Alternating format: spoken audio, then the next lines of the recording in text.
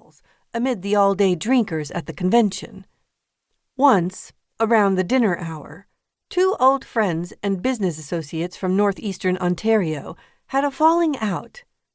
On March 9, 1987, Timmins Timmy Bissonnette gunned down stock promoter Guy LaMarche with a silver-plated revolver on the escalator of the Royal York, the grand old hotel that had been hosting the convention since 1944.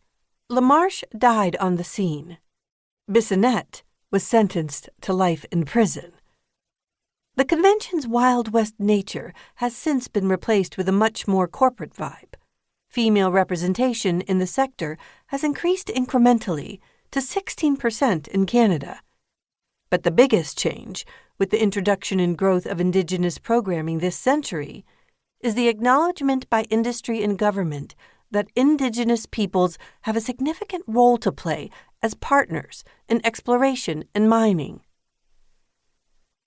With a few sweeps of his forearm, Jacob, former chief of the Wet'suwet'en First Nation, an Ojibway community in far northern Ontario, wipes the crumbs off the corner of the long table jammed with men wolfing down triangular sandwiches from clear plastic containers. He gestures for me to take a seat beside him on a stackable chair, still radiating heat from its last occupant. We have to shout to make ourselves heard over the din. Jacob is describing what it was like for him, as chief of the nearest community to the Ring of Fire, to be hit by a sudden surge of helicopters and prospectors descending on Wet'suwet'en in the James Bay Lowlands in the summer of 2007, when the first nickel discovery was made.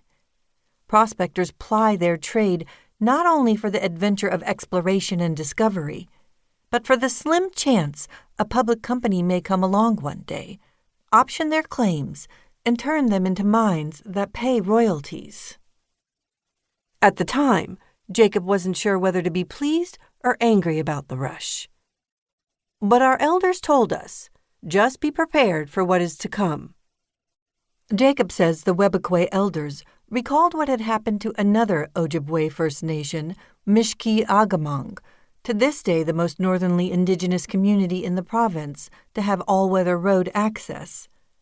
When Ontario decided to build the road, Highway 599, north from Thunder Bay to service gold deposits in the area in the 1950s, the province relocated the Mishki-Agamong Reserve closer to the highway.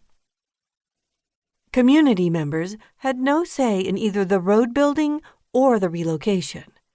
Coinciding with the new system of social assistance from Ottawa, the move drastically changed their way of life, and most had to abandon hunting, fishing, and trapping. The people were not used to living together year-round in a large group, and there was too little full-time employment, according to Mishki-Agamong's website. Traditional structures had broken down, and new organizations had not yet taken their place effectively. A similar tragedy continues to play out decades later in many of the Indigenous communities under Treaty 9, also known as the James Bay Treaty, covering present-day Ontario north of the land separating the Great Lakes watershed from the Hudson and James Bay drainage basins. Signed in 1905 to 1906, after Confederation, the purpose of the treaty was to buy land and resources from Cree and Ojibway peoples to allow for white settlement and resource development. In exchange, the Indigenous residents were to receive cash payments, reserves to live on, education for their children, and hunting, fishing, and trapping rights. But the treaty turned out to be a lopsided deal, deeply favoring the settlers. As part of the settlement effort, Ontario passed the Mines Act of 1906, allowing prospectors to move freely through the wilderness, armed with picks and shovels. Even today, anyone over the age of 18 can obtain a prospector's license, granting entry to Crown land. About 87% of Ontario's landmass is considered by the federal and provincial governments to belong to the Crown. Until recently, if a prospector found valuable minerals, or even had a hunch they might exist,